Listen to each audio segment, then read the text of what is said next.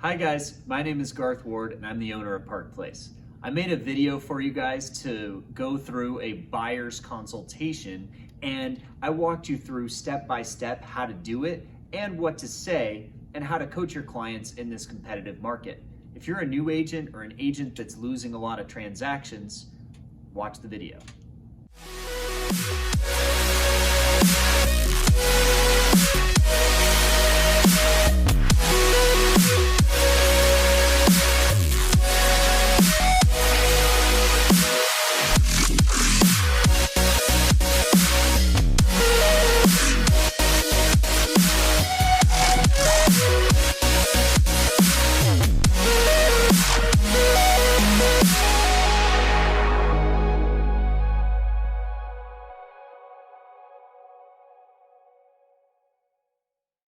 Alrighty, so we're going to get into the buyer consultation process. So this works for primarily first-time buyers or people that are fairly new to the process. This isn't going to be game-changing for people that are already selling their house to buy another one because they've already bought a house. So some of this stuff will be a little bit redundant to them.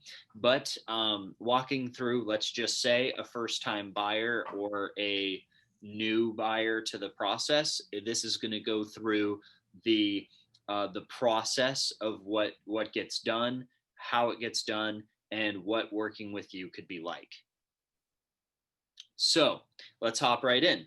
So I would start by setting the appointment. You sit down and you start walking them through all of the specifics, and you say, "Hi, Mr. and Mrs. Smith. We're walking through the process of what it takes to buy your house, let's say. And there's really not a ton of steps for you guys to remember. It all starts with a pre-approval. And once you receive a pre-approval letter from your lender, we will get going with the rest of your steps. So have you guys talked to a lender yet, or a bank? And then they say yes or no. If they are, ask them where. If it's a bad place, ask them if they would be open to talking to your lender. If they haven't spoken to a bank or a lender yet, say, well, that's perfect. Let me give you a couple names and numbers so you can talk to some lenders to find a good fit. The next step will come when you get your approval from the bank. When the bank tells you that you can afford a budget of X, then we will begin the next step of the process. And then, assuming that you got that we will come to the next step.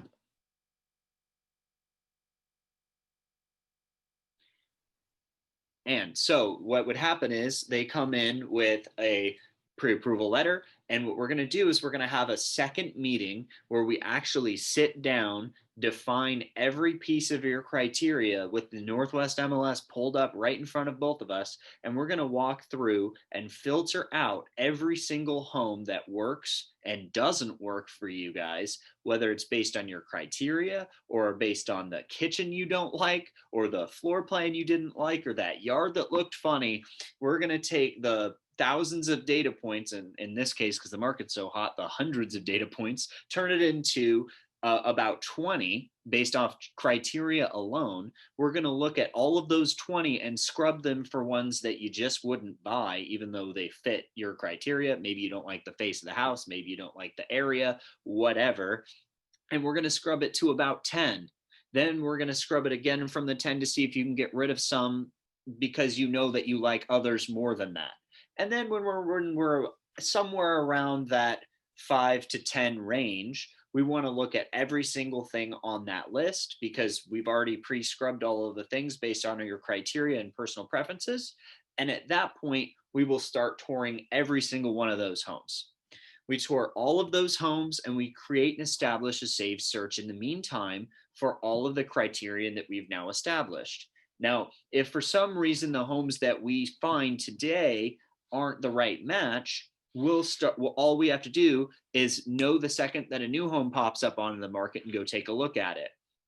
That being said, that could also be the case if you do find a property that you guys choose to submit an offer on, but lose on the offer because the market is so fast paced. So we tour the homes after we define the criteria. And once you find the house that you like, I want you guys to submit an offer. And here's how I would like to do it. if we're going to walk 10 different properties today, I want you guys to keep a running winner. That's the best way to go about this process because you can't remember that many houses, right? But what you can remember is we'll walk house number 1. Then we'll walk house number 2. And then what I'm going to do at house number 2 when we're done walking it, I'm going to ask you which house you liked better. Did you like house number 2 or house number 1 better? Let's say you liked house number 2 better.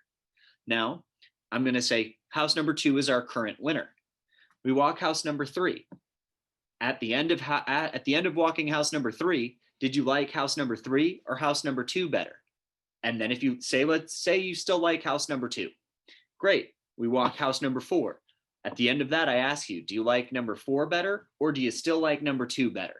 You still like number 2? Great. We keep that as your winner, right? And maybe once we're at 5 or 6 homes in, maybe 2 is still your winner and you also kind of liked number 4. But now we have at the end of our entire tour that you still really like number 2. You've walked all the properties and you still like number 2 the best, right? So what either makes sense is let's move forward with it now, or maybe it makes sense to try taking a look at it again, depending on the speed of the market and whether it's available to be seen again. However that works about, we would submit an offer from there and we would go pending. That's when the real process begins.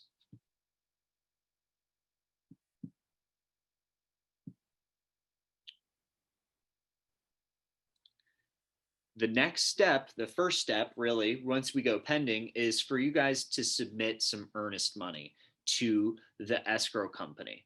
And the escrow company is a third party that basically makes sure that everybody follows the contract. So if you're the buyer or the seller, you're going to be forced to follow the contract by the third party called escrow. Now, earnest money is what you're going to put into this escrow account as a way of saying that you're serious about buying this home and you're serious about following the contract.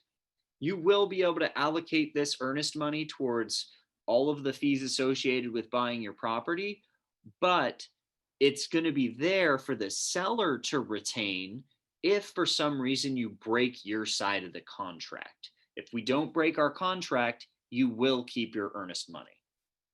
And then we move on and talk about the next slide associated with that. So after we put your earnest money, which is right when we go under contract, and sometimes if we can have it on hand, the second we submit the offer, the next step is home inspection. If we haven't had to waive it, a big part of walking your clients through the home buying process, especially today, is also working in the actual marketplace conditions and pre-coaching them to know that the market is extremely hot and there isn't really always a chance for them to do a home inspection.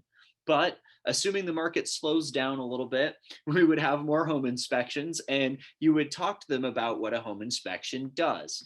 The goal is that to find out that the house isn't falling over, there's no major repairs required. And my goal when I have a buyer do a home inspection is to make them money from doing it.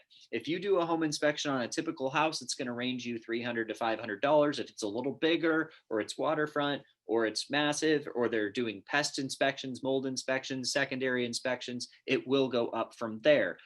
But most of the time you do a basic home inspection, it might be $400.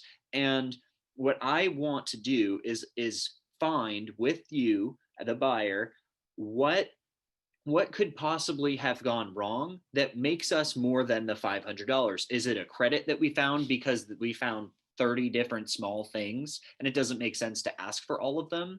Or is it the crawl space had some issues that would cost about $2,000 to fix?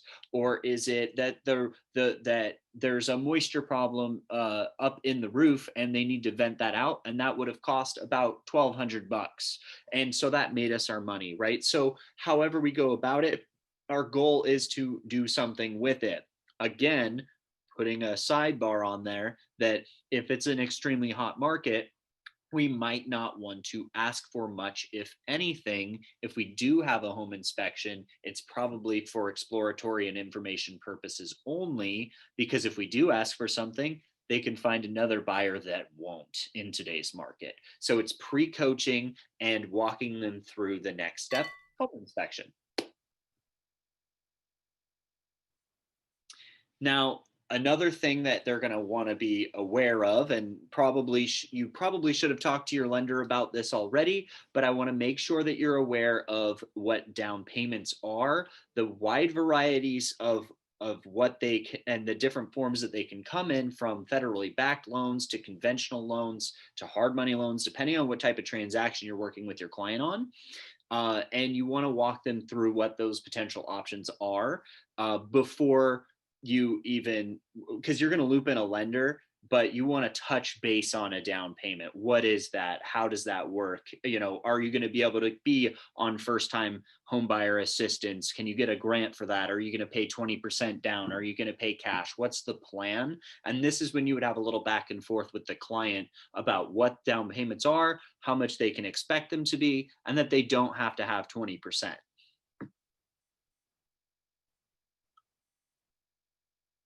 And the next slide, obviously, closing costs. This is where you're going to cover the fact that there is more costs associated with purchasing the property than just the down payment. Almost everybody in the market is familiar with the term down payment, but not all first-time buyers are familiar with closing costs, and they are not familiar with how much this will actually have to bring to the table. So when I'm talking to them, I will say something to the effect of this. So I'm sure you've heard about down payments, and yeah, we just had the conversation. You guys are going to put 5% down. Do you have enough to pay for another 2 to 3% down? And they'll say, no, we don't, let's say. Okay, so what's going to happen is you're also going to have closing costs. You're going to have to pay prepaid taxes. The loan origination is going to have a fee of about 1% to 1.5%. There's going to be random costs like title insurances that you're going to have to pay for that come out of your pocket before it closes. And when that happens, either we have two ways of going about it. We can pay for it out of pocket, or we can try to loop that into the negotiation of the property. And again, this is when you want to coach your buyers to tell them it is much better to not have to loop things into their closing costs today, because that's going to increase the risk of low appraisal. It's going to increase the risk of losing in a multiple offer situation. And if, for using my current example, if they were going to put 5% down, it might make sense for them to maybe do a 3% down and not have to ask for closing costs, because that way that they will likely, have a much higher chance of actually winning the property. So that's when I would talk about and go through all the specifics of closing costs with them and make sure that they're at least familiar with it, understand it. And then what I will do, if I can get them to speak to my lender, is I will ask that they delve even more deeply on this topic with the lender when they're in the pre-qualification phase. So you've heard about the entire process now, or at least most of it. Now let's go over every single cost that you're going to have to pay for in the entire home buying process. Now, number one, you're going to have to pay for your earnest money. It's going to be about 1% of the property's value. So if you're buying, and that changes depending on the price point and depending on how many offers there are. But at a bare minimum, you're going to put $1,000 down to earnest money. And at a maximum, there is no maximum. You could put $100, $200, $300,000 and you can have it released immediately. And there's a lot of potential things that can happen with earnest money. Obviously, gauge who you're speaking with to direct the conversation to what's relevant to them specifically.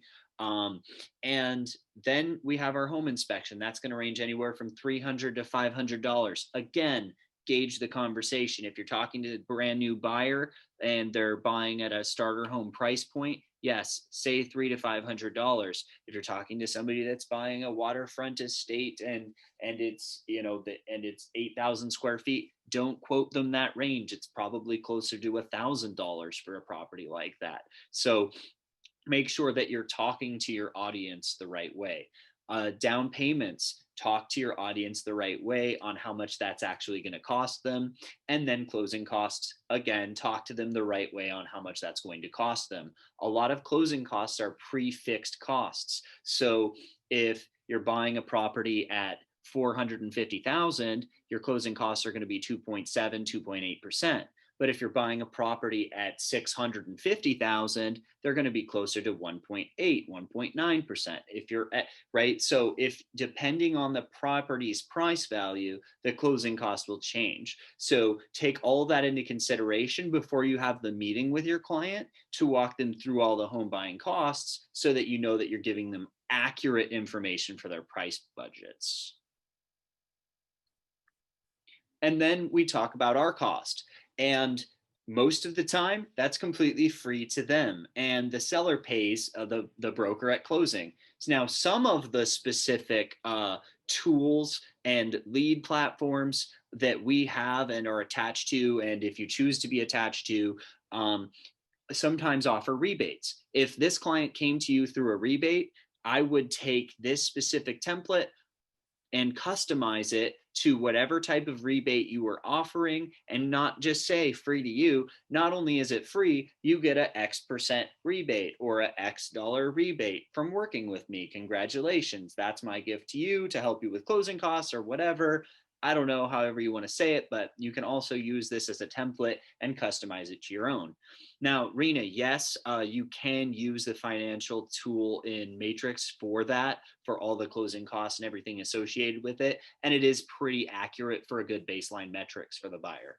And so that's how you cover my cost. So my cost totally free. The seller pays me. That being said, I'd love for you to sign this buyer's agency agreement, right? So it's always better if you can get a buyer to sign an agency agreement with you. I know it's a very weird thing to ask for, but at the same time,